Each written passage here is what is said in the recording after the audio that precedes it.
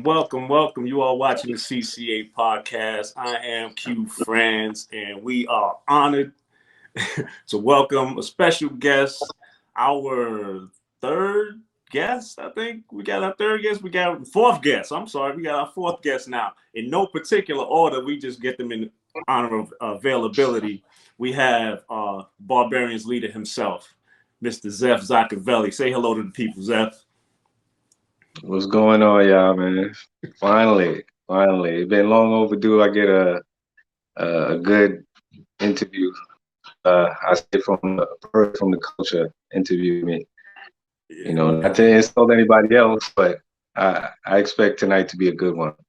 Yeah, man, we're gonna try to make it, man. So, first of all, we shout out to sponsors Push Weight. I'm wearing the "Legends Are Built on the Bar" shirt, and we're gonna jump into that. So, run off Push Weight. Use the hashtag. Well, not the hashtag. Use the promo code QFrance to get your discount. This word here, legend. What does that mean to you when you hear the word legend? Today, I would like to say it really doesn't mean that much because it's used with everyone. Legend is like AKA the older guy or the guy that was doing it before you. Uh, People use legend as the senior. You understand? And some people like to say legend just to the other person, like the old guy, and I'm just starting. And AKA legend means old school. That's what it means to me. I actually absolutely agree with you because I've been in spaces where there's a guy that just came out and he made a YouTube video. He got 100,000 and everybody's calling him a legend. And I walk in and they're like, "Yo, you legend." I was like, I cannot be put in the same category with these people. I don't even want to. I personally don't want to be called that at all. It was Beast that actually messed it up for me. He messed up legend for me and OG because he defined them as the same. He said an OG is a person that you want to sit on the side and just he's over there. As long as you know he's there, you're comfortable. So I put both in the same category, man. And I hear people call you a legend. I can understand why. Right? Yeah, but that really the legend talk came about overseas. The first time I was called a legend, I was in Ukraine, and I think they pronounce it legim, something like that. And they told me it means legend. You know, that's the first time I heard it. Then it transitioned over here, then legend, then it just became a common thing that, you know, again, you're the senior, the old school dude, legend. But does it translate to an older person that is still doing the work? Is my question. Nah, it don't. It don't. It don't So because just like you said, the younger dude, the dude who got the followers on YouTube, the younger kids will see him and call him a legend. So it's not really, it doesn't mean that. right. So from here, what would you like to be considered? I really don't want a title. I don't ever, just call me Zeb. Just call me the dude that's doing it still, man. Don't even call me the teacher because again, I'm a student still. I still like to be considered a senior student. You understand? I don't care too much for the titles, because no title ever I'm gonna be comfortable with. I hear that. So, Barbarians, right? When you first came out with Barbarians, what did you see it as then compared to now? Like when you started it and you start building the team behind you and everything else, and the videos start going crazy and people are reaching out to you. What did you see Barbarian becoming then compared to now? Well, what I seen then is what it actually is now. I wanted a family.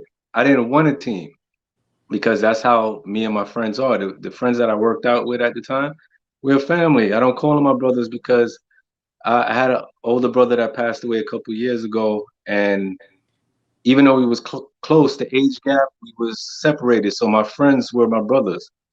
So Barbarians, those were my brothers, and it just grew.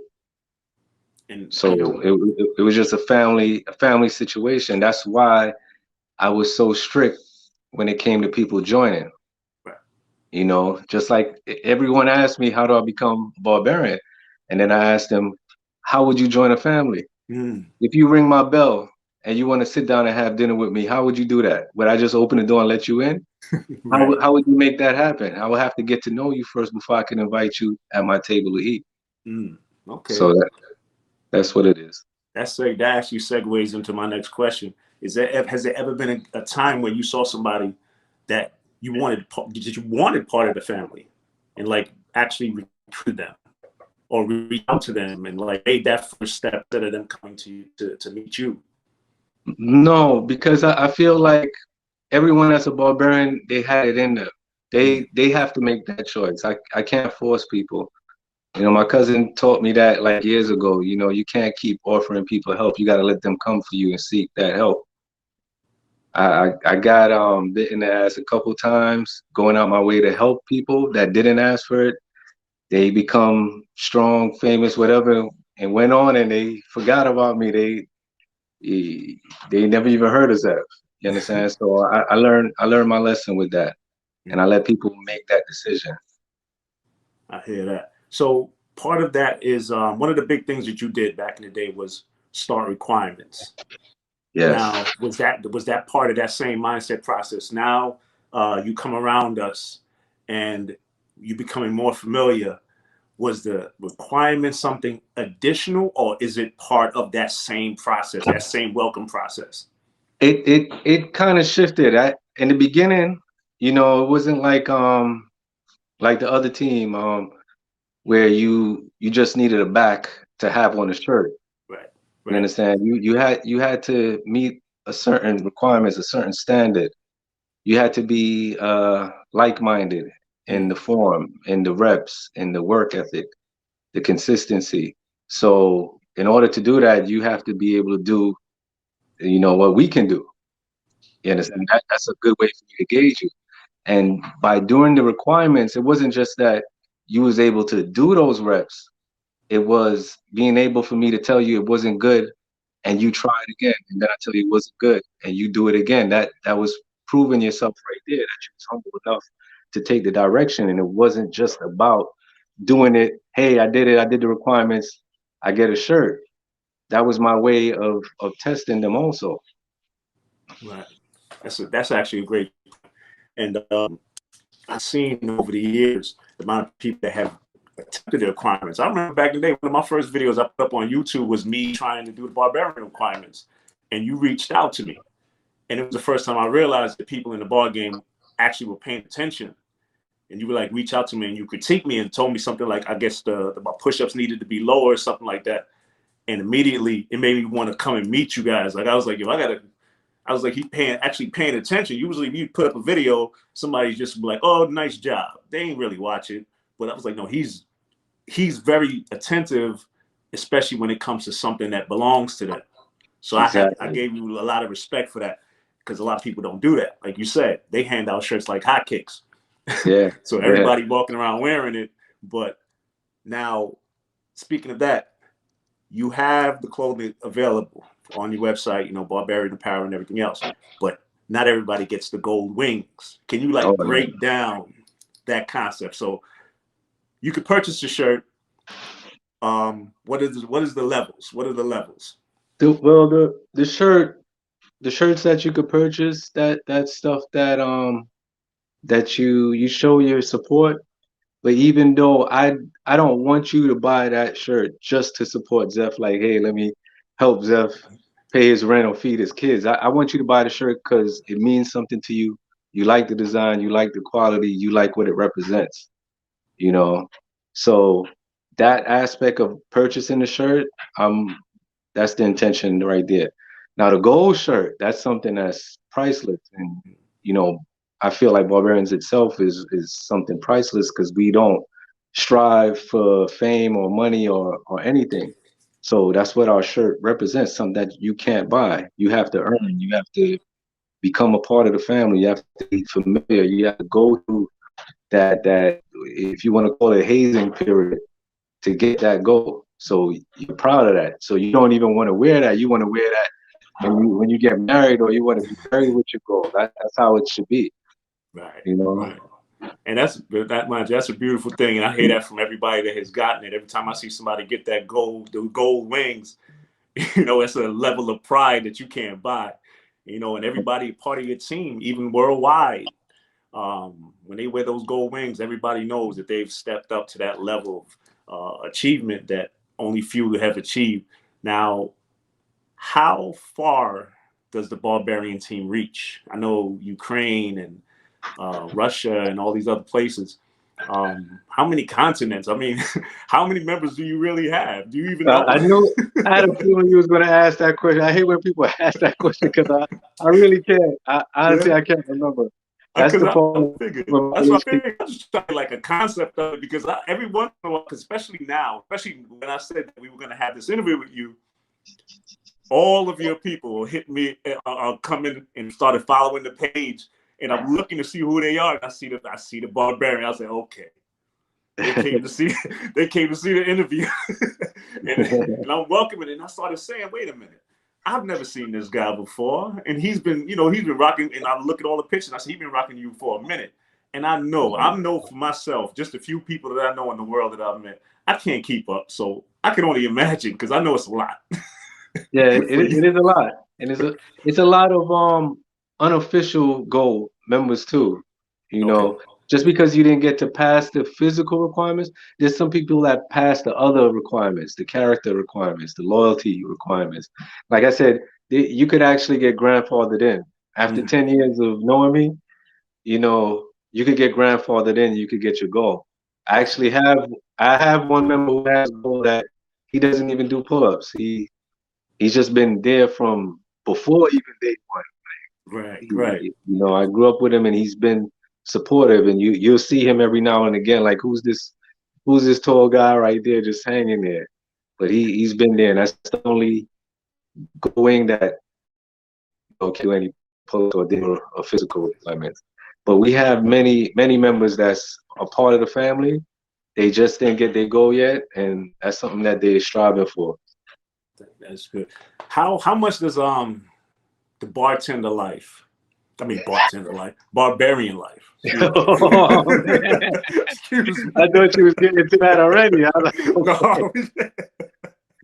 Oh man. But how much does your barbarian life, as far as your workout life and dealing with everybody, affect your family life? Because you know you're married now. You have more than one kid now, right? You have Three kids. My youngest birthday was yesterday. He just turned 4. That's right. That's right. Happy birthday. Happy Yeah, birthday. yeah, thank you. You just peeped in.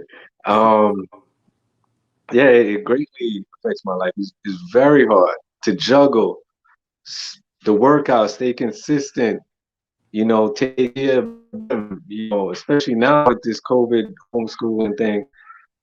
You know, I try to be very active in my kids' life. Like I want to be a shadow to my kids. So it's very hard. You know, my workout consistency had to suffer a little for them, but I still find ways to maintain. You know, summertime I still get out. You know, like clockwork, 6 o'clock, I'm in the gate working. Do you see any of your attributes in your children already? Like that mindset they want to. Did they start working out yet? Did they see you doing push-ups and start doing some push-ups in the house yet? No. Oh yeah, they do push-ups because that's the first thing that I learned. So that's the first thing they do. Both of my sons, not my daughter yet, but both of my sons, yeah. My oldest son, he's 7. His push-ups is clean right now, so he's good. But yeah, I'm gonna I'm gonna groom them, and they're gonna compete against each other. But I'm never gonna let them take me out though. That's the only thing. Oh, of course not. You can't do that. My son is 6'2". He still hasn't beat me in basketball.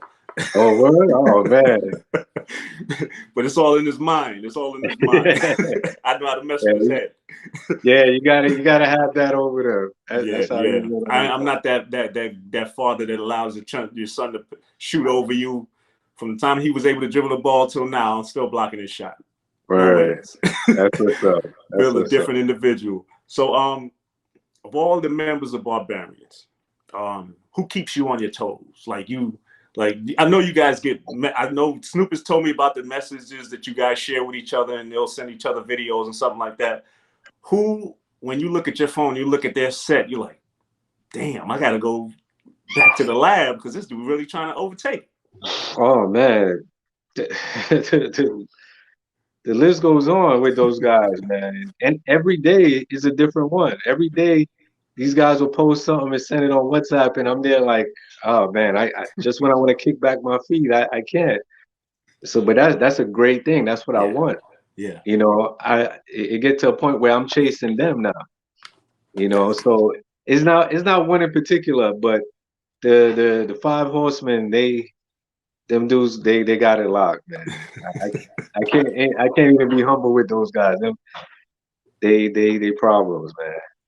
What was the your favorite stop on when you were touring? Like you was it more workshops or judging events when you were like touring and everything else with the squad?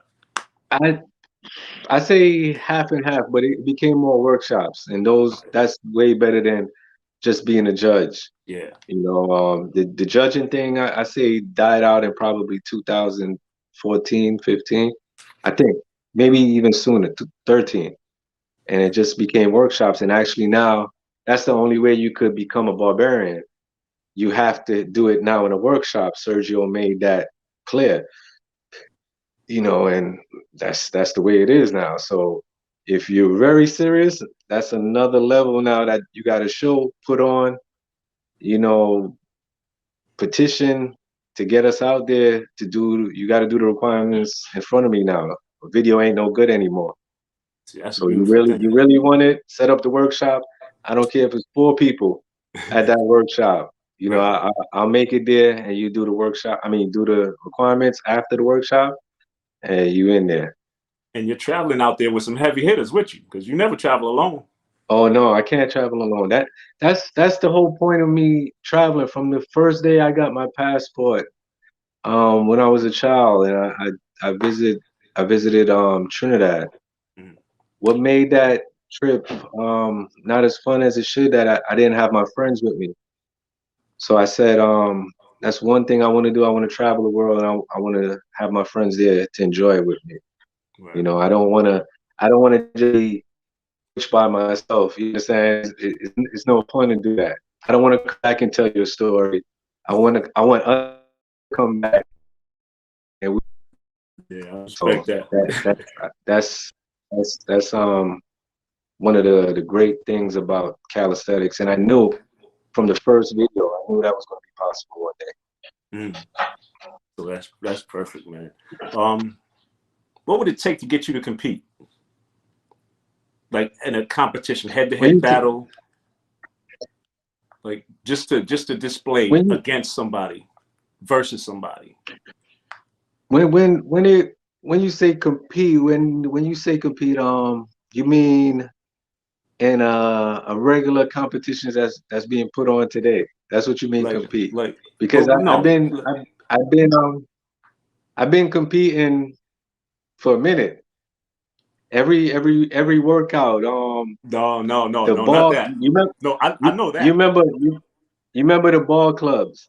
Yes. Even when I went overseas and I competed in the weighted pull-ups and dips. Right.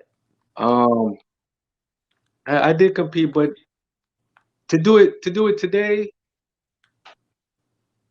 ah, I compete through the people that's with me. I don't really have no urge to really do it right now.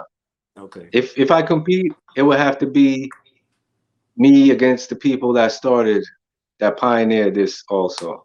I Okay. will find joy. It will be fun if I do it like that. And not so much fun for me to try to outshine them or them to outshine me, is to actually do it with them. You understand? Right. And let Right. it and have fun. You understand? So Not so much to do it against the younger kids that that was privileged enough to watch videos, to learn and skip a lot of the trial and error that we had to do. So facts. it's not that fun to me. It's more Mm. fun for me to work out with somebody, discipline them. No one is around, no cameras around, no nothing, and they get to give it their all, and they get to get disciplined and see where they at, and they become stronger, and then they go off and compete against someone in a sanctioned competition. But as far as me competing, yeah, I competed in the past. That was one of the things from when I went overseas is I wanted to I wanted to show them. That's another reason why I travel. I wanted to show them that I'm not just on YouTube. I'm not just a 5 minute dude because YouTube videos was only 5 minutes at that time, I believe, if I can Right. remember correctly. Yeah. I wanted to show them that I'm not lights, camera, action. My videos weren't edited. It's only the older dude that used to edit my videos for me, but my videos used to be raw, uncut, recorded on a Razor phone, no edit. That's me all that time in the bar. And I wanted to show them in person, like, I work out. Those tricks and stuff only gonna get you that far. Now it's time to work out. And you see the difference. And just That's leave them with that lasting impression. See, that's one thing I wanted to commend you too about is that every time you went overseas, you always left them in awe. And it happened every single time that I watched the videos. You always did something that amazing. And I used to tell everybody that went overseas, I was like, when you go over there, you better do what Zef did. Because he left there with them feeling really like, this guy, like you said, he's not for show. He's not the guy on camera. He just did an amazing set, or you outdid somebody at the event every single time. One of the most iconic videos I ever seen that you did was the one with the mask over your face, and you did the drag across. Yeah. When you did that, it made me realize that that's what your intention was for going over there, to show them that I'm not just for show. And you like brought out something that I haven't seen before. Your squad probably saw it, but you broke that out to them. And I still have people talk from over there that were there talking about that was the most amazing thing they've ever seen. I was like, yo, when you go over there, you better have that mentality that you're going to show them something that's going to blow their minds. And that you did that. And I have to commend you for that, because you've been doing that ever since, every single time. And I think, I mean, these people are spending money to get you to come out there. I don't know if they expected it, but that should be your intention every time, to show them that they got their money's worth or whatever, or just like, like, look, I'm really about that life, And like I said, I got sure. Thanks, man. I have no choice. Jude and Andy didn't even see that because I thought about that on the plane ride there. That's what I was going to do.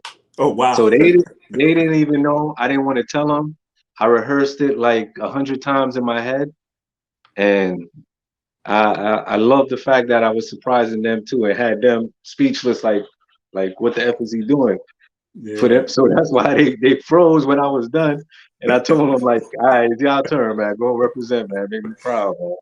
Man, y'all, that's one thing. Y'all always did that, man, as a team. And like I said, I commend y'all for that, because that's what people were supposed to be doing. Because I've seen a lot of guys go over there and they just pretty much did the stuff that they've seen on video.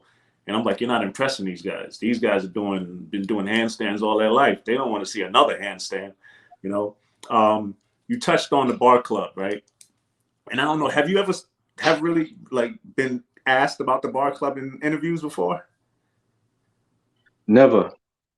So for everybody listening and watching, the bar club was pretty much like the movie in a sense, because we weren't supposed to talk about it, right? We would meet up in different locations. It was at a different borough, either a gym or a park. It was like every 2 weeks or close to a month or so. And it was pretty much team against team. If you didn't have enough members, then you would just grab who was available at the time, who was around, just to get these routines down. But it was the first time that like me and my guys had actually compete against you and Barbarians and Wingate and Doc and D-Rail and all that stuff. And that time period was probably the strongest I've ever gotten, just because I knew I had to go up against you guys in the next 2 weeks in a different location with a different routine. And that whole mentality had me sharper than I was in a long time. and I missed that badly. Yeah. Then we switched it. It was on Facebook, where it was, now it was international. So you would call somebody out. We try to bring it back. Yeah. Yeah. We try to revamp it, try to do it virtually before COVID. Yeah, Right. basically. That's what that was. Yeah, it was. Yeah, it was. So It was all the people that you would see on YouTube or on Facebook that we never really met, but they'll call you out, yeah. and you had to put up the challenge, and you had to beat them to advance. I Yeah. remember getting put on Yeah. in jail because I didn't finish mine in the time frame. Yeah, we hit. Yeah, We we hit. did it, yeah. But you know, I did it. I did that on You had, purpose. I did that on purpose.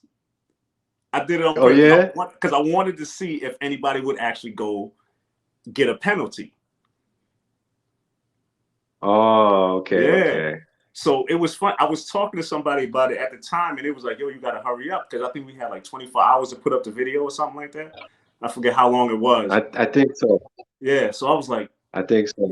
and I was like, first of all, I want to mess with Hit. Right? I said, I want to mess with him, make him think that he actually beat me in this 5-minute drill or whatever it was. And I was like, but you know what? I want to see if anybody actually gets into the penalty. So I was like, I'm going to take this L. Let me see what happens. And sure enough, I was in the penalty. I was like, yeah, they serious. They dead serious. I had to wait till somebody else challenged me, and one guy reached out to me. He was like, yo, I want to challenge you. And I was like, you made a big mistake, buddy. Because then I was back in it again. But that was some good times, man. That was some good times. I remember we went to the gym in Brooklyn. We did the park on the east side. What's that? What's that park? The FDR Park. FDR Park. Yeah. Then we were up in Brotherhood. That's when you introduced us to the 220 routine.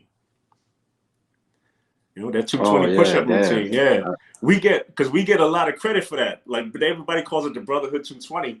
But I took that picture. There's that one picture when you were crouching in your usual crouch, that deep squat, and you were showing it to my boy Gary. And I took a picture of that because I knew, I was like, yo, people gonna think, because I was like, I'm about to use this routine to death. Because I literally made it the first part of our requirements, the Brotherhood requirements. I made it the first part of it.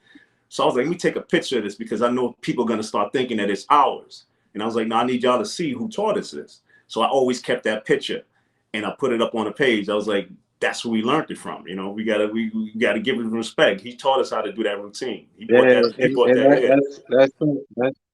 That's something I appreciate too, because I heard you say it several times on interviews where you got it from, and that touched my heart because in this climate right now, people are just taking stuff, and I had to make a post about it because of a conversation that me and Hit, sorry, Tech, me and Tech had, right. And he brought that because I'm usually devil's advocate in our conversations. I'm there defending, certain people, and when he brought that up and told me that it's not right that they'll do your routine, won't shout you out, won't give you credit, but they'll do a routine from some other YouTuber dude who stole from the culture, right, and shout him out first and last name, hashtag, just because that person is trending and just because it'll help them, by riding his wave. And that,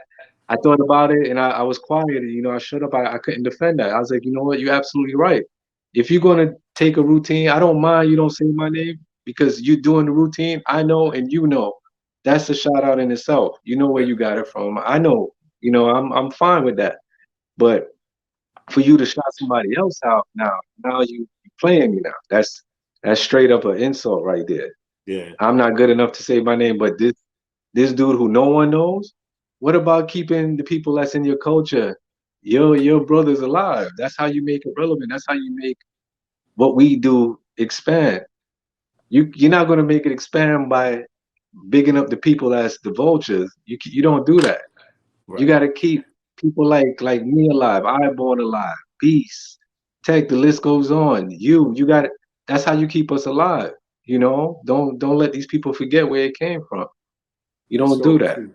It's so true, man. It's so true, and part of it, I don't think that people respect like what we're doing. It's still seen as such a small niche. Meanwhile, it's worldwide.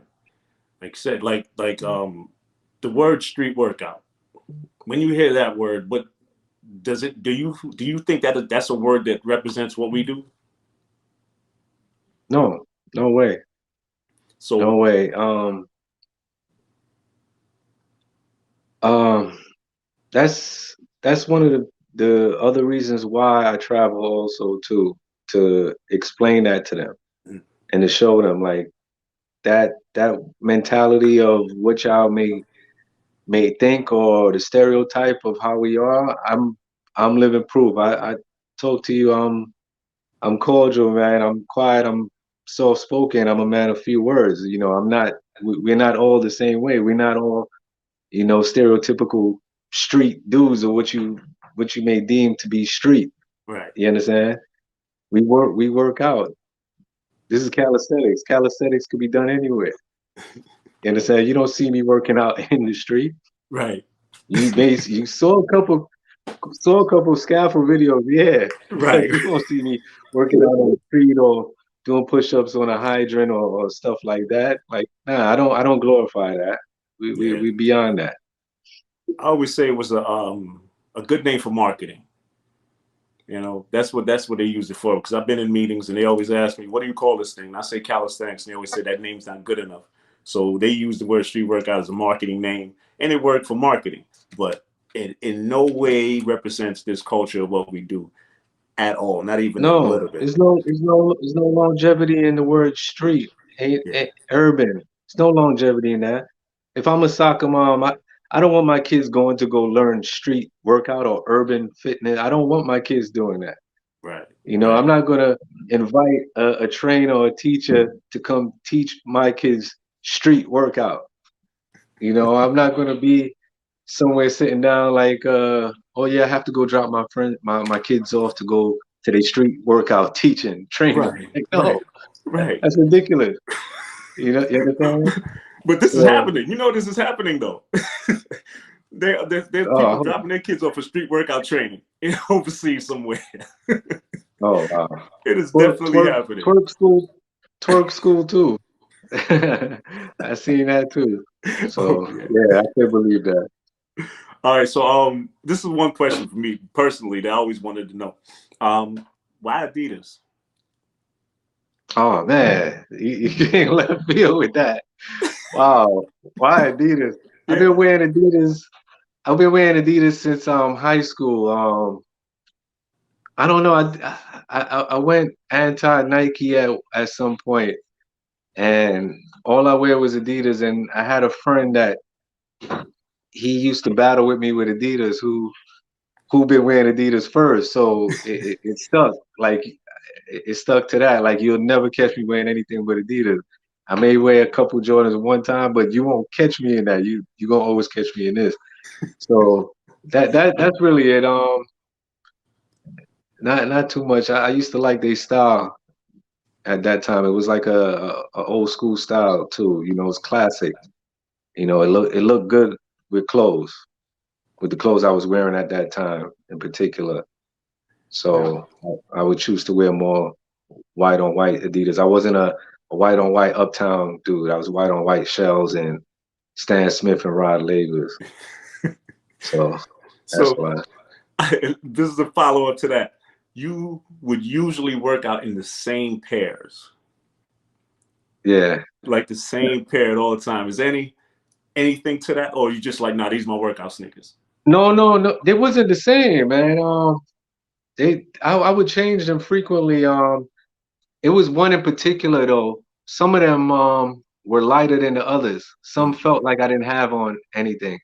The Rod Lavers was light, and there was these shells in particular that the bottom was foam, and those was real light. It felt like I had nothing on. So if you see me rock a particular one more than once, it was because of that reason. okay. Now, are you a person that meditates or like goes into your own mind? Because I always see you before you work out, you get in your own zone. You get in your zone, and like I always Yeah, say, you get in that crotch. You get in that deep squat. And I'm yeah, looking at you, yeah, and I'm like, I'm very curious what's going on in this man's head right now. yeah. Is it just That the work? Is it just the workout, or is it just you quieting everything around you? And is this Um, something that you do in all instances, like outside of working out? no, I do it only for working out, before working out, after working out, during working out. I've been trying for years to do it outside, but ever since the three new additions that went out the window, I don't I didn't develop that skill to zone them out yet. I can't. But definitely when you see me on the board, when you see me doing my holes and my eyes are closed, I'm I'm on top of a pyramid. Mm. I'm on Kepler 24b. I'm here in Jamaica. I'm somewhere on a beach. That's where I'm at. Anytime you see me with my eyes closed, I'm not there. That's why Mm. I don't count my reps. I use my breathing. I use a rhythm. So I usually need someone to count for me because I hear that every now and again. I hear that 10 count and I know that I'm on track. And that's why they have to keep the rhythm too, because their count could throw me off and they'll throw up everything. Right. So every time that you see me, I definitely I'm somewhere else. When you see me preparing for a workout, that means I'm doing the workout. I'm doing the routine actually in my head. Okay. Right before I work out, if you see me somewhere or breathing and exercising my lungs, I'm doing the workout before I go and work out.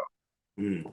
Okay. That makes it easy because I have to complete it in my head. If I don't complete it in my head and it's difficult, it doesn't get done in the physical. I Always. got you.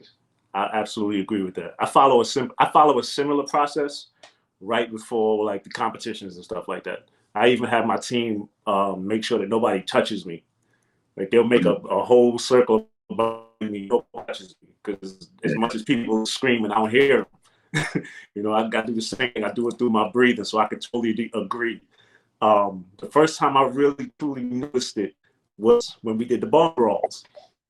And I remember my boy Mike said it. He was like, "Q, you know how to get him out of the zone, right? You got to interrupt that." And I was like, "I ain't gonna do that. That'll be cold blooded."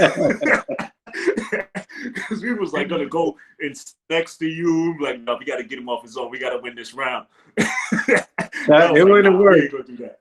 It wouldn't work. It wouldn't work. People try. Well, people try all the time. Like dudes like Keno, like Jude, like they try all the time, man. Well, once I have on the blinders, I don't hear nothing. I I'm remember just going for the kill, man. there was one other time when you were in the Bronx. I think you, Jude, Andy came out. Both Andys, Two Face and the other Andy were there. We were at the Blink in the Bronx one time, and I think you were getting ready to go. You had the 45-pound plate. You were gonna do some muscle ups, and you were standing there getting in your zone, and Soul tried to mess with you. He was like, "Go, Oh yeah, yeah, go!" yeah, yeah, yeah. But I got the footage of that. you still got that set. I was like, "Yeah, you can't knock him off the zone." Yeah, yeah. I zoned that out, man. I laughed, like I absorbed that and just exhale that. That I mean, I love you that. can't knock that focus. You can't knock that kind of focus, and that kind of focus is necessary. A lot of people should learn Definitely, that. A lot of people should learn that. definitely. Yeah. It's a So must. yeah, well, I'm sorry. What you said? Not say it's a must. Oh It's a yeah, must. absolutely. If you don't know how to focus, I advise you to learn because it's going to change your whole way of doing everything, and will get you stronger because it all starts in the mind. I put out a couple questions out to the public just to see what they would come back with. For the most part, it was general stuff that I didn't really want to entertain. The stuff that you've heard before, different workout techniques and everything else. But there were a few questions I wanted to touch on. Um, one was is what is the legacy that you want to leave? Mm. Oh, that's a good one. I knew you was gonna ask something like that, and I had like a whole paragraph. It'll be too long. It dates back from my father and his funeral. Um,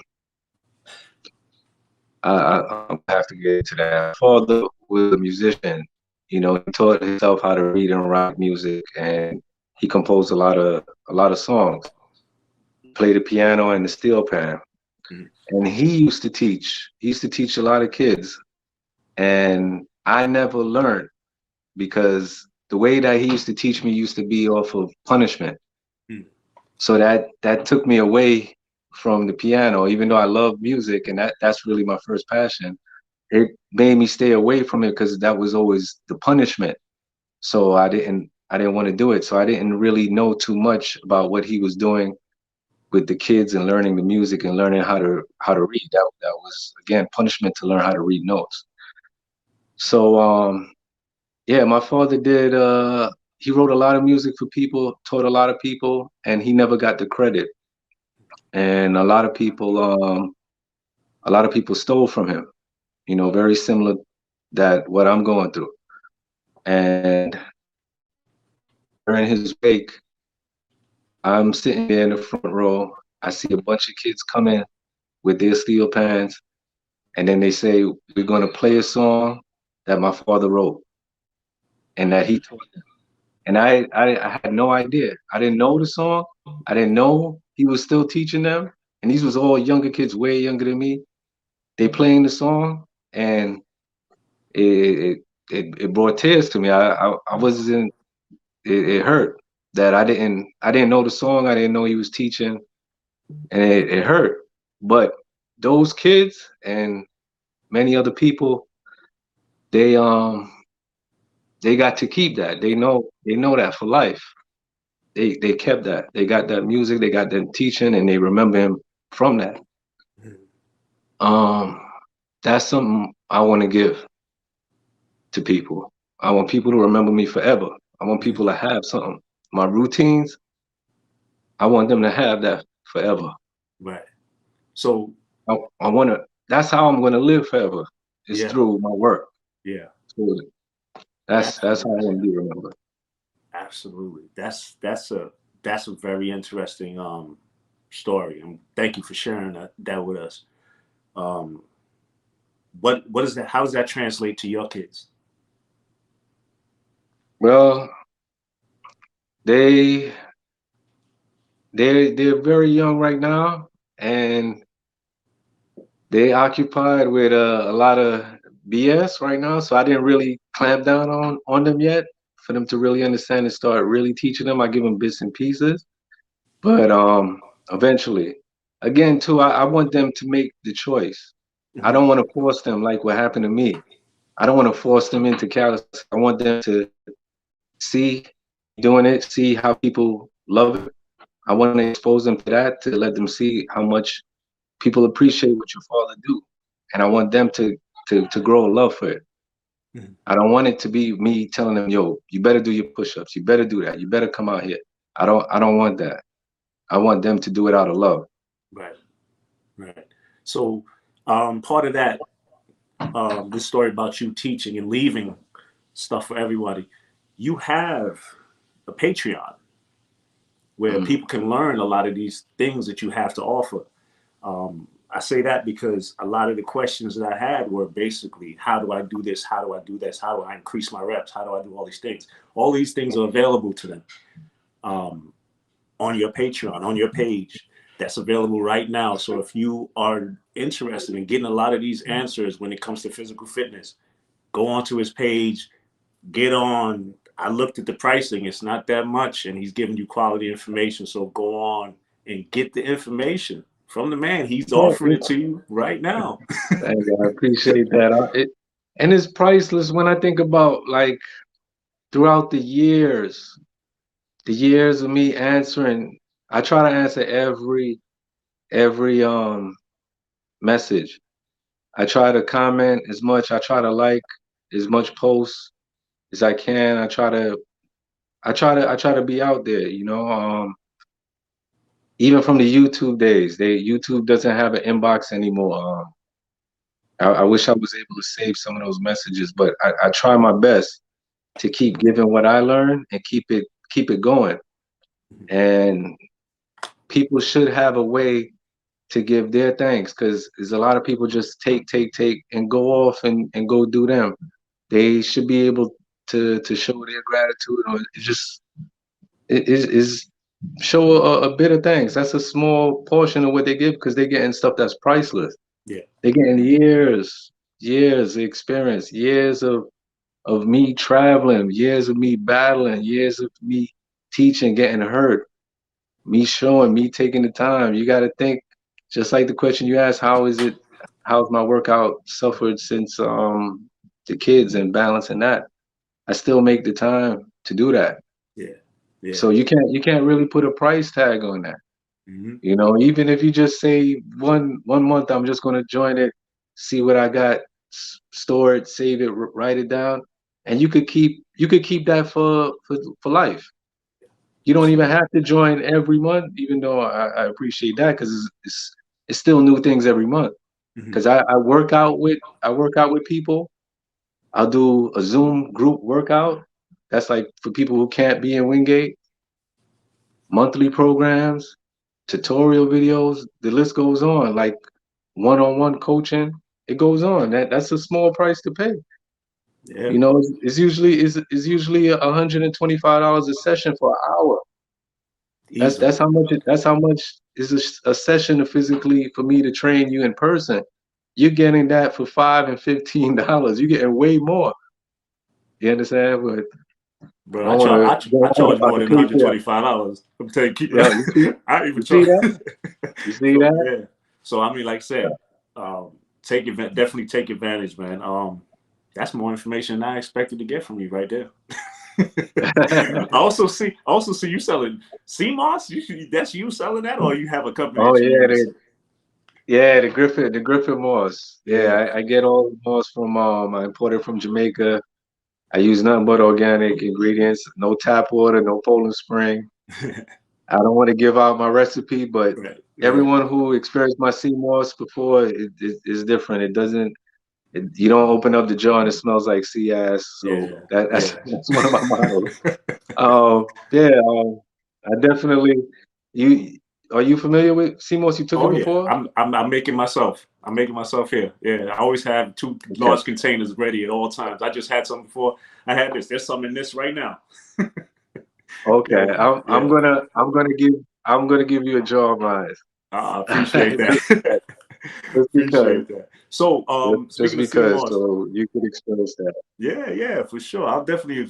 I'm more with that life, man. CMOS is part of my diet, absolutely, especially now with COVID and everything else, and it's part of my recovery. So, speaking Oh of yeah, recovery, exactly. how is recovery now, man? I mean, I already know the answer, but how is recovering now in your 40s as opposed to back then, in the 20s and whatnot?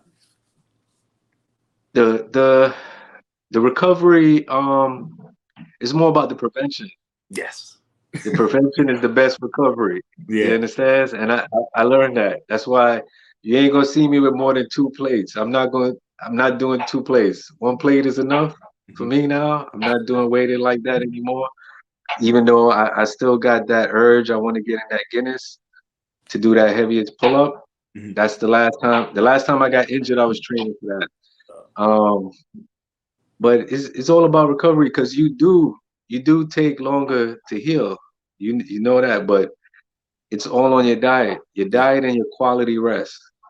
That that makes you heal quick. Like I have sea moss makes me heal quick. Sun Hmm. and beach water and coconut water. Hmm. Those things. A trip to Jamaica solves all those things right there. That's why you will see me in Jamaica. Every time I get injured, I go to Jamaica and I come back fresh. It's on the minute from there. Yeah. Those those Is things that your right there. favorite? Is Yeah. that your favorite go-to location? Oh yeah, yeah. Yeah. That's the favorite. Hopefully, if the Patreon picks up, man, I can stay out there 6 months. So that's one of my goals, man. The Griffin Moss could run itself, and I'll be in Jamaica making videos and coaching and training and inviting people to come visit and heal them out there. I know you've touched so many people around the world. One of the places was DR when I went out there with pushing weight, and those guys out there, they were like they were like, yeah, man. We said Zef came out here, and you know they were shouting you out like crazy. I was like, yeah, that's wild because I didn't even know. And then I started to see the pictures when I think I was on the plane, and I looked at some more pictures and noticed you were up there with the same guys that we were working with. So by the time I touched down, I mentioned you, and their faces lit up. They lit up. They got a lot of love for you out there too, man. So yeah, it's unfortunate that my wife won't let me go back out there, but eventually, I'll make it. I'll convince her to do the workshop. I love to do a workshop for the community, a free workshop. That's something I wish that I was wealthy enough to just travel, do free workshops to everyone that wants to learn. I would really love to do that. You understand? The money is secondary. The money is a necessity. That's why I have to charge to make it possible. But I really would love to teach the world for free. I hear that. Anyone that wants to learn, that is. All right, so we're gonna wrap it up. I think I covered about everything I needed to. But we always ask for one routine from everybody on. Something that you could just give. Hold on. It's been an hour already? Yeah. Oh, we've been. I did this is my second interview today, and both of them finished quickly. And I really prepared for certain questions to be asked. But we good. I guess we have a part two eventually. No. There's always a part two. Yeah. There's always. I thought we was gonna get to some juice, man. I thought we was gonna get to some real juice. I wanted to talk tonight, man. I wanted to talk about some past battles, some subs being thrown, and the ball commission days. Wait, hold up, time out. We can touch on the ball commission. Is that John? Yeah, that's me. Every time I hear something crazy, I can't hold it. Go ahead if you want to talk about it. I told you I need to learn something. It's all in the questions. That's what makes a good interview. The questions. I'm a man of a few words. I don't really talk much, but if you give me the right question, you see, I'll go on and on. Yeah. But if you ask the same redundant question that I heard, is like on repeat for me. So yeah. But I was really looking forward to this interview, and I thought we were gonna get to some juice. We know we're gonna leave on the bar commission. Let's talk about the bar commission, right? Because Tech tiptoed around it a little bit. Beast tiptoed around it a little bit. Right? And let's just paint the scene, right? So Giant bartenders called out everybody, said that nobody's doing anything new, saying they're doing redundant. Of course, he's claiming that the bartenders created everything. You guys created the bar commission, and one by one, you would all drop a video catered towards him. And I personally copied all of these videos and kept them in the library because I thought they were absolutely hilarious, because it was true, like what you guys were saying. You were using his words back against him. But tell me about that feel when y'all came together and what y'all planned on doing when you started seeing him throwing shots. Well, the ball commission didn't start specifically for him. The ball commission was like a committee. We seen that the calisthenic culture was growing, and it was every day was a new team, and people would just out of nowhere, they wake up in the morning and they're the bar. I don't even want to say a name because a team might exist with that name. It was the Barbarians, and we wanted some order. That was a way for us to bring some order, similar to like you remember how Biker Boys was, like how the bike gangs are. Like there's a committee, you have to pay dues, you have to say, what y'all trying to do.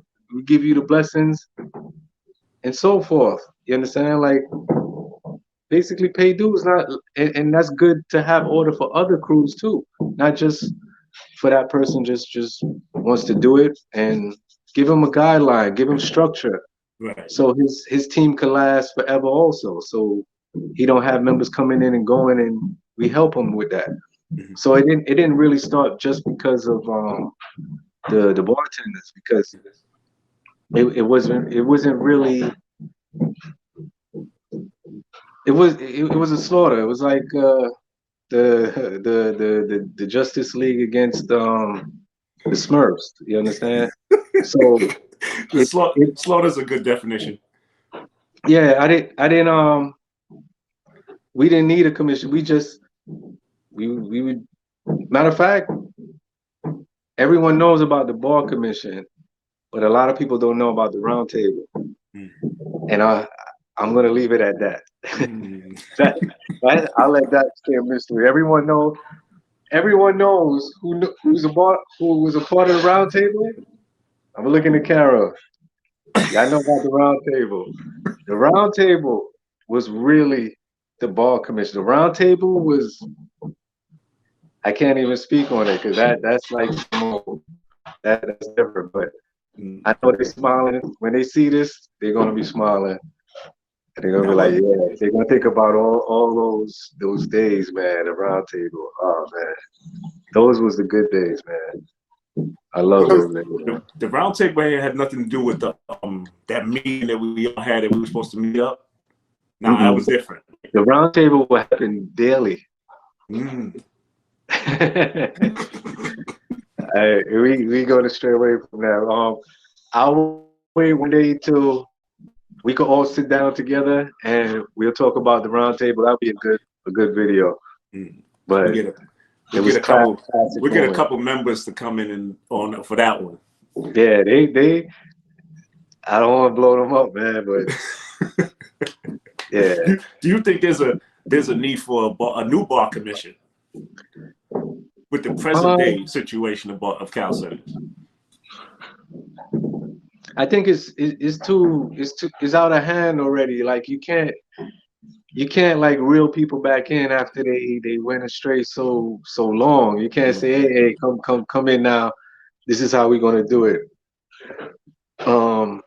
People are not having that. Like there's barbarian teams. There's every other day I get an inbox, somebody showing me some other people from a different country named the Barbarians. Somebody came in the park one day in Wingate. A dude came in the park and he was hiding his shirt. And B-Rock was like, yo, come here, Zef. He's like, yo, who you think this guy came to see? And I'm there like, I don't know. Maybe me, I don't know. He's like, yo, show your shirt. His shirt said Barbarians, but it was spelled a different way. And I looked at the shirt and I just frowned like, you serious? And he's like, yo, I didn't know. Me and my friends, we made this shirt not to sell, we only have two. We just made it for us. And he's saying that he never heard of Barbarians, but you're here doing calisthenics. So I'm there like, you never heard of Barbarians, but you put a dash in between the Barbarians. The same way. And his icon was similar to the Ball Brothers icon with the guy like that. Right. So after that, I had to like woosah and walk away from him. I couldn't even be cordial or fake about it. I had to just move away from him and let that be. Since he don't know Barbarians, he won't even see this video. So right. Well, I mean, I remember a lot of that went on. I talked to Ed from Bar Stars, and he had people from overseas that recreated his logo and was using the shirts and everything else. It's something that happens, but I want to say a lot of it's due to ignorance, but no, they are paying attention. They know. That used to happen. That used to happen a lot. That happened to a few people. And one of them actually became a gold wing. He definitely didn't know better. He actually made a bar commission shirt. Wow. And I seen him one day. I was on stage, and my eyes just zoomed in on that. Yo, get him over here. Like, let me speak to him. Right. I told him, that's not cool. He took it off one time, and competed in one of my little competitions and got an official shirt and took that off. And years later, he actually became a gold wing. Wow. Fedor, man, shout out to you, Fedor. One of the strongest, man. Real good dude, real good brother, man. Hey, at least he came back and showed that he's worth showed his Exactly, worth. You know, that's what's up. exactly, man, exactly, man. You know, back when NBXA was the big thing to do. And you were around, like, what did you see that as, like, the whole freestyle aspect of calisthenics? Like, what did you see it as? Just like a novelty, or because remember, a lot of I've seen many interviews with you and different talks where people would consider what you did as freestyle, and you would tell them that no, these are like power moves, like this is advanced moves, things like that. So Oh, you now that the remember that? freestyle, yeah, of course, man, of Yeah, course. So like you remember, like that's when the first freestyle started. So back then they had to stay on the bar. They couldn't get off the bar. yeah, Wherever yeah, you started, you stayed on the bar, and they still had to finish with reps. Compared yeah, to now, where now everything's more structured, it's more gymnastics like. So you win by completing each element and then adding 5% of creativity. And that 5% might have been walking off the bar and waving at the crowd. What do you think about the freestyle aspect of calisthenics? Does it have a future? Is it a novelty? What do you think? No, no, it definitely has a future. If it's sanctioned right, and there's certain guidelines. Since it's like gymnastics, it has to be judged like gymnastics too. Like a planche should have a certain point system, a lever. Certain moves should have a point system, and you have to do those a certain way or a certain amount of time to get those total points, and hold it a certain way. And once it's judged like that, I think it will be fine. It'll be good because um I'm not opposed to the freestyle. I like the freestyle, but the head nodding and the fist pumping and dancing part, like that's unnecessary. Right. But again, it's how you judge it. If you structure your competition correctly, it can be good. You know? Yeah, I agree because I've judged a lot of them, and usually I would tell people, I said the person that wins is the one that pretty much does everything we ask for in the best possible way, right? But that also makes it boring to me because I still want to see that X factor. I want to see somebody try something nobody's seen before. And but that person is usually the one that doesn't win because they have like a more parkour base. So they can backflip and do some crazy break dance moves on top of the bar, but they don't have the static elements. Yes, yes. Yeah, so I would like to see a competition that has both, like both elements. You still get your creativity points along with your static points, your standard points. I think that should be implemented in the freestyle contest to make it have longevity. Otherwise, because if it gets too standard, then it might as well just be gymnastics to me. That's what it basically is, because it turns from doing a planche on the bar to doing a planche on your fingers, doing a planche on a bottle, doing a planche on some parallettes, but it's still the same planche. Right. So you can do it any way you want. It's still the same planche. When are you going to do something new? Yeah. You could do a Maltese, still a Maltese. You understand? Do something new that no one didn't do yet, and repeat it. Don't do it just for the split second to get the odds. Do it in a combo. Go into it. Do something, transform into it, and be creative. Watch some old videos. Stay on that bar. Don't get off the bar. Do everything without getting off the bar. Then dance when you're done. Dance when you win. It's funny when you said do something new. That reminded me of that bartender's video again. Yeah, I want to see something new, something that you created, not us. Yeah. Those are some funny times, man. Those was the good times, because that's when it was a lot of stuff. Like every week you turn on YouTube, you may see something new, a new move or something else. Like it was good, we was pushing each other. We was motivating each other. I do miss those times. Like it was like a competitive competition. Like the times that me and Beast would be in the park together. You know, like we give a pound. We don't have to talk much, and we just go move for move. You know, the lightweight against the heavyweight, and you know I could go on and on about that too, man. That's a good quick segue. So you and Beast, right? I always wondered when you guys would link up, like who was teaching who, or was it more of a we gonna do a workout, or was it more battle? Like what was that connection like? Like when you guys linked up? It wasn't even who was teaching who. It was like the two masters from two different dojos, you know, showed up. Like we there just displaying, you know, just showing each other's kung fu. Like you understand? Like yeah. Even if you look at our video, the weighted video, mm-hmm. that's a good idea of like our typical days every time we used to link up. You know, I wouldn't try to do the same move in a sense. I would try to do what he did, but I'll do the Zef way. Right. You understand? And he go do the Beast way, I do the Zef way. We go back and forth, and that's how we used to share our sessions. We never really.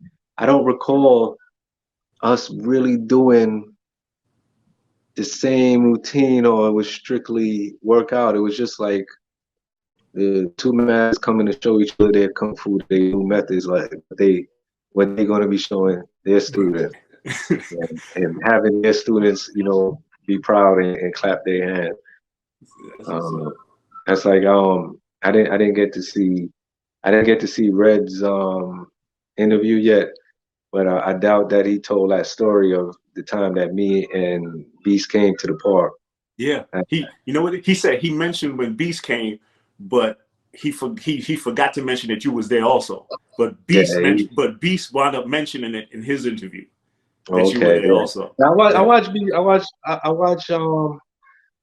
Beast interview. I watch Beast and Tech. Very good interviews. The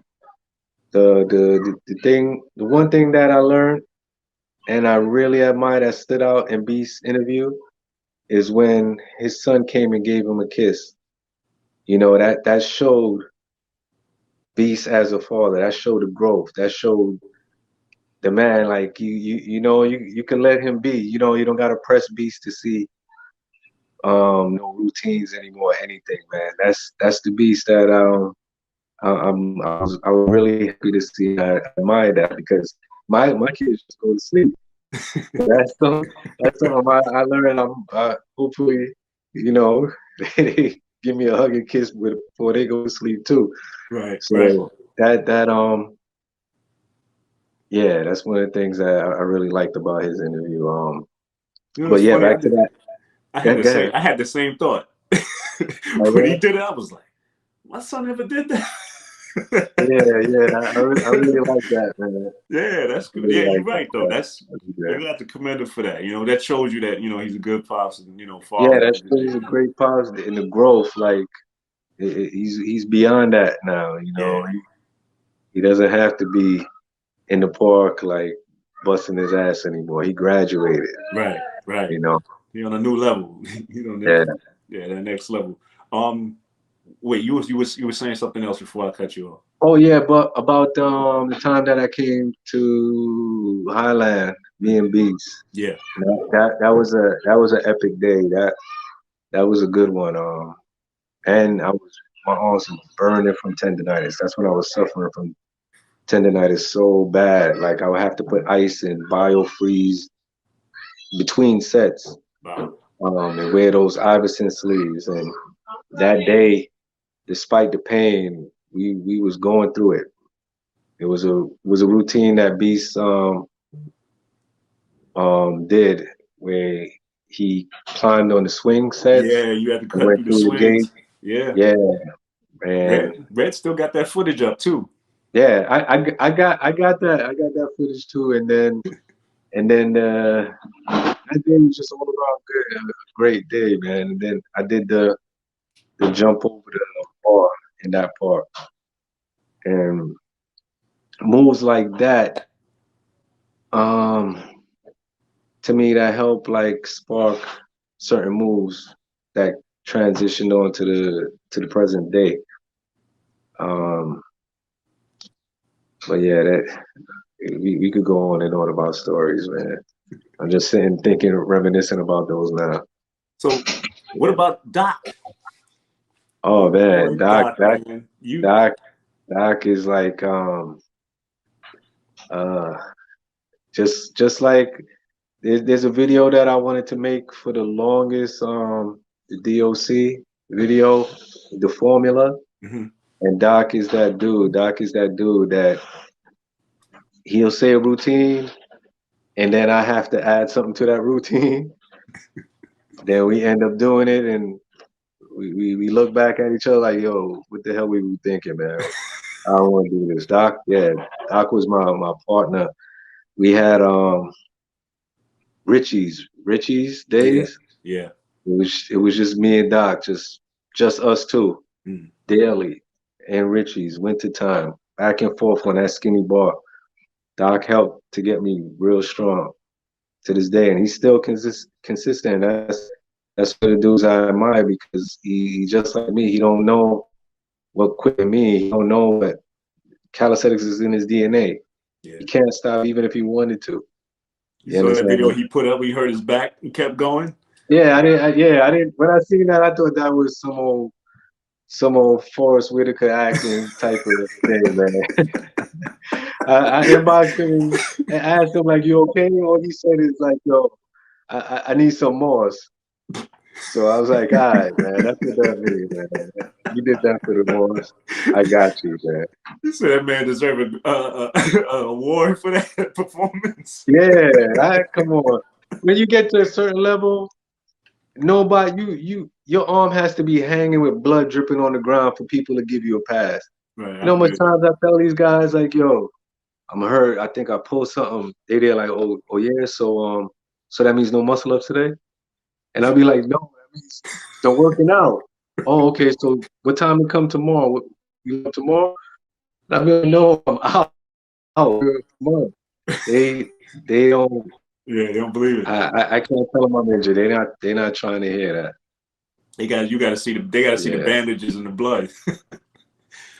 Yeah, that though. Yeah, yeah. Sometimes that don't even work. I used to work out with a cast on my hand, like a brace, when I had the ganglion cysts on Okay. both. Yeah, I got I one got here. footage of me working out. Oh yeah, you got one? Oh Yeah. man, Jude had one just like that. It's called a Bible bump. People usually pop them with a Bible, like use a heavy book and hit them. Yeah. It Yeah. got to a point where I was tired of paying the copay, and I would drain them myself. I would get a piercing needle and drain the fluid out myself, and I was doing a better job than the doctors Yeah, and you're saving right. myself the copay. So That's what I'm about that's to from do with the this that's one. from the yeah that's from those flat ground push-ups. That's why Oh, you always see me on the bar right, right. doing those. Yeah, man. What's your favorite part? Wingate. Yeah, yeah. That goes without saying. Wingate. I can't believe you asked that question, man. Them high bars, You- but you prefer the new setup to the old setup? Yeah, definitely. The new setup, Mm-hmm. flat, Yeah, it's my favorite ball in the world. yeah. Literally in the world. And I can say that in the world. That's my favorite ball because that ball, it doesn't hurt my hands. Right. I can work on that ball every day. My hands won't get sore. It has that Every other good ball, coating. yeah, exactly. And the good diameter too Right. is 2 inches thick. Uh, a thick ball is very important. That strengthens your grip. Yeah, yeah. I You the new setup that we got over Yankee Stadium was about the same height, but they didn't make it as wide, and we don't have the round bars on the side, which sucks. We got square bars on the side. which sucks, man. Oh but, yeah. But you're right. That Wingate bar, it has that black coating on it. Is perfect. It's absolutely perfect. Yeah. I gotta make my rounds to the stadium since they redo it. But the parking over there sucks. That's why I'm very seldom over there. Yeah, I gotta park like way blocks away, far across highways to come there. I used to tell people to call me when you coming, especially when you driving, because then I'm gonna send somebody on the lookout and find a spot. Because there's certain spots where you could get, but you gotta get somebody to set you up in advance that are closer. You tell me this like 8 years later, like 7 years later. That's because nobody would tell me they had problems until it was like weeks and years later. Like, I hate coming up there because of the parking. Well, you should have called me. Yeah, I spent like an hour and a half one time looking for parking. Trust me, I know. I grew up right there. Do you remember that day that you came to the park with Powerhouse? Yeah. Wingate? Yeah. That was the first time we met D-Real. Yeah. I had you remember the workout? I remember leaving. Remember how it went? I remember I had to leave early. But I remember we started with the push-ups or something like that. Man, you know what? I always thought about that day. I could never remember the full workout because I remember having to leave early because I had an emergency. I had a phone call. I had an emergency. I had to break out early. But I remember we just got into the push-ups. It was two things that we did that's the only thing I could remember also. Was the cinder block, and that wasn't even a cinder block, it was a piece of concrete. Right. I don't know where it disappeared to. That was I don't know how many pounds was that. And we was doing the chins with that, and we did the cops and robbers routine. If you remember that routine, that's a very old routine. Right. It was basically around the world, and somebody's on you. Right. You know, pause. Like they right behind you and they can't lap you. Yeah. So you got to get to your station. Do you remember that? Yeah, I remember that part. It was pull up, dips, pushes, and it was around. Yeah. And the person behind you can't be on the same bar as you. You got to get off before him. Yeah. Or else you got caught. Remember that? You get a penalty. You get a penalty for that, right? You got a penalty. Yeah. Yeah. I remember. Okay. Yeah. I remember that part. That you couldn't get lapped. Yeah. I forgot who I was doing it with. All I know is the person I was doing it with, I know I was comfortable. Like I didn't feel that they was gonna lap me. Yeah. Yeah, that's what I remember about that. Because I remember trying to do a version of that routine in my part. Yeah, because that's what now that makes a whole lot of sense. Because now I always wonder where I remember that from. Now I remember from that day. Because it was dark that day too. I remember when we started, it was dark. Yeah. No, we started from, I think sun was going down. Yeah, that was one of those.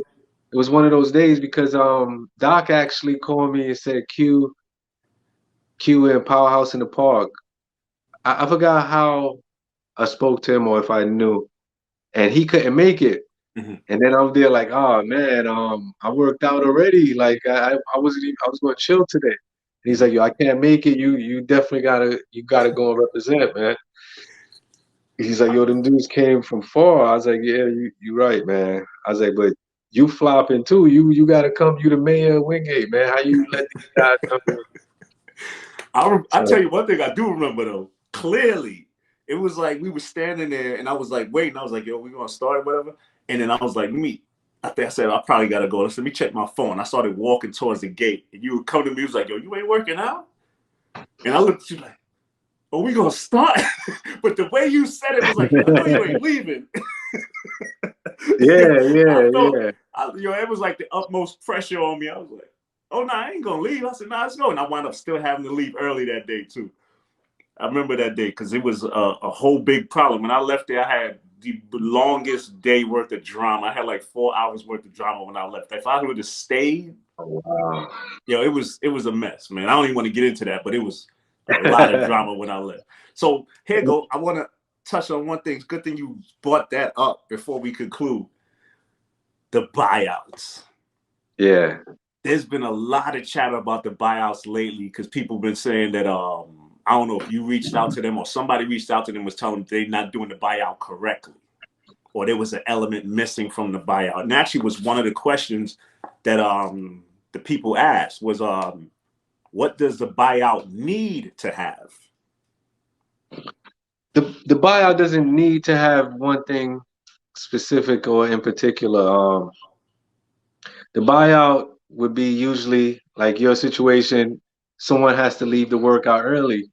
You can't leave without buying your way out. Mm. And the person that's leaving and the person that checks them will be like, okay, I gotta leave. What's the buyout? Mm-hmm. So whether it be me or whoever, someone would call a routine. It's usually the hardest thing, which would be a muscle up, a couple of muscle ups or something. It will be something difficult. And the objective is to make the routine difficult so they can't leave. Yeah. You understand? So you got to make the buyout can't be too easy because then they go and they do that, eat that up, and bounce. So you want to make it hard to trick them into doing another workout. Right, right. And what will usually happen is if you do end up doing the buyout and doing it easy and doing it light, I would jump on the ball. Somebody would jump on the ball and increase it. So like, nah, you can't leave now. I just upped it. You got to do that. You gotta up it to leave now. Right. And then that's how I usually would trick people into staying longer until they get fed up. Like, nah, Zef, that's that, man. I'm out. And that's the buyout. So anyone that had to leave, mm-hmm. you would pick a routine that was difficult for them to do. So it was no real move that it has to have a lever, has to have a muscle up, has to have this, or you just wanted to make the routine hard that they couldn't do it that easy so they could leave, so you could just draw them into staying a little longer with you. Yeah. So that's the buyout. I remember doing one, I think it was after one of the ball brawls at FDR Park on the east side, and we had to do muscle ups on the gate, the entrance to the park. So it was a higher gate, old rusty, thick pole we had to do the muscle ups on. I remember that one. Oh yeah. He was like, we're gonna do muscle ups. He was like, nah, we're gonna do it on the entrance gate. And that gate was shaking. That was after the ball club, right? Yeah, after ball club. Yeah. I remember that. That was a good one, man. Yeah, that's when I was like really introduced to the buyout. I was like, yeah, this is, and it was that everybody would have to go. I forgot we had like a set number, and the number kept increasing until the point people was like, yo, nah, that's it. Let's go. Exactly. That's it. Exactly. So that's what it was. Exactly what it was. But yo, I'm gonna leave it up to you, man. Do you want to leave them with a gem, a routine, or something they can use to increase their strength? We gotta at least give them one. There's so many, man. That's good money. He posts them all the time. Just to let y'all know. Yeah, man. Actually, no, I got one. How do you get to 50 pull-ups? The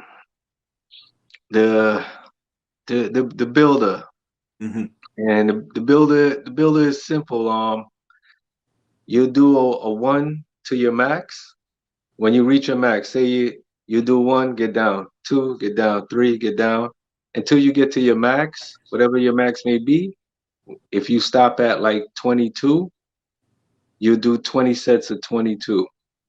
The next day, you'll start at 23 pull-ups. Try to get as high as you can with that. Wherever you stop with that, that's going to be your set right there. And you build like that. So wait, you go up by 3? No, you set that. Okay. So you go up by 1. Okay. So if you stopped at your max was 22, and you're doing 22 sets of 22, right? The next day you're gonna start with 23. You're gonna just do 23 pull-ups, get down, rest. 24. If you stop at 24, then you're gonna do 24 sets of 24, and you keep building like that, and you stay consistent with that and focus, and you'll get to 50 that way. There's many ways to get to 50, but that I give that one right there. That's easy, and that's straight. That's perfect, And man. I forgot to mention the push-ups in between. So you do the 22 where you stopped at, and you match that on the floor. Okay. So So same number, same number. yeah, the push-ups is going to charge you for the pulls. So it's not just that you just pulling for that whole day. You matching it with the pushes, and it'll balance out, and you'll get that. That's perfect, man. Yo, is there any last word you want to leave everybody? Because again, remember, we're gonna do this again. Oh yeah, It that's might what I'm be. about to say. It might. We need a part two. Oh, We need a okay. part two because Okay. Yeah. so many things we didn't get to talk on. Yeah. So many battles. We didn't specifically talk about what happened at the ball clubs. It's a lot, man. It's a Yeah. lot of. But it's a time and place. Right now, it's like you just getting a reintroduction to our audience, basically, right? Well, our platform. I ain't gonna say our audience. It's your audience. It's our platform. So this is the introduction to our platform. We welcome everybody. Show them what you do, but then we're gonna get to the nitty gritty on the second one. We might even. The It might second be. one. Hopefully, it's gonna be an in-person one if everything changes from now. But we definitely gonna have 2 and 3 more, man, because this is just a start. This is definitely just a start. So if we got any Oh parting yeah, words for definitely. everybody, Yeah, just you know, just keep staying focused, man. Don't trust the process. You know, a lot of people see what's on YouTube, see what's on IG, and try to shoot straight for that, and they don't see what it took to get there, and they try to get progression. I'm just a living testament. I'm 43 years old, and I'm still doing 50s on demand. The pull-up bar is right there. I could do 50 right now, but we ain't gonna do that. But that's just living proof, man. That just staying consistent, man, and never giving up, man. And you don't have to give up. You don't gotta listen to people. You can do it, man. that's That's right. it. Don't listen to nobody. You focus on something, your goals, you go for that. Don't try to make nobody happy but yourself. And don't compete against nobody but yourself. And I leave y'all with that. You heard him. You versus you. Barbarian mentality right there. That's the word from the man himself, the leader, Zef Zakaveli. Brother, it's been a pleasure, man. It's been a pleasure. Like, of all the interviews, this was the one that I actually had to question because me and you ain't really have really have a sit down before. Like, we had brief moments, but we ain't never really have a sit down. I'm glad that's what we had this one, man. Man, that's I think that's what helped to make it good because you get to learn and ask those questions too and get to really know, opposed to us, speaking plenty times and you gotta ask the stuff that you already know just for the sake of the camera. Right. So that's what made it good. Absolutely, man. So it's been a pleasure having you on, man. Appreciate your time. Same here, man. This has been a Same here, CCA man. podcast for my boy John McLeod. John, you want to say anything to the people? Because I know you like to pop up. I ain't got nothing really to say. I like to listen and learn. You got monsters in the building. I just got my notepad ready here, writing stuff down, taking notes, doing all that kind of stuff. But Zeph, man, we appreciate you highly, man. I learned so I much, man. appreciate y'all also. Incredibly learned a lot, man. So we got some more coming. I'm waiting for that round table part 2. I'm not. Oh, I yeah. Yeah. go. Oh, I yeah. heard that one. I had the eyes go up like, oh, wait a minute. Yeah, I can't speak about that. I might end up missing if I talk about too much details about that. I end up missing it. We'll figure out a way to put a little bit of the picture together, and maybe we could let our minds wonder what it is and who it is and all of that. But we're gonna get through it, man. We're gonna figure out something. As damn, I would say I would have to know who y'all plan to interview to tell you to ask them about the round table, but it's only a few people, and I will leave it at that. All right. I'm gonna do some research. You're not gonna find out. Trust me. You trust me. You have to backtrack. That's the only hint I'll give you. You have to backtrack to find out. Oh no, that was my intention from the start. Yo, brother, man, you have a good night, man. All the best to your Hey, family, man. and we're gonna be in touch. We're definitely gonna have another part of this, man, for sure. And part of CCA is bringing all things calisthenics. So part of these things are workshops. And if we can organize one and get you on board, we're definitely going to get you on. And when everything opens up and we start doing this traveling, everything like we were supposed to do last year, but it never stopped us. We are taking a different route, as we all see. And it is getting the story of calisthenics from the people that lived it. So honor you, salute you. All We right. signing off until next time, brother. This is All the right. CCA Definitely podcast, part two. Part two. I see y'all in part two, man. part Get your 2. questions ready, man.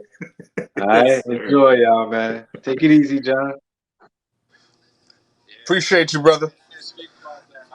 All For my right, man y'all. Q, my man Yes, Zef, sir. thank y'all so much. You know what you're watching. CCA, baby.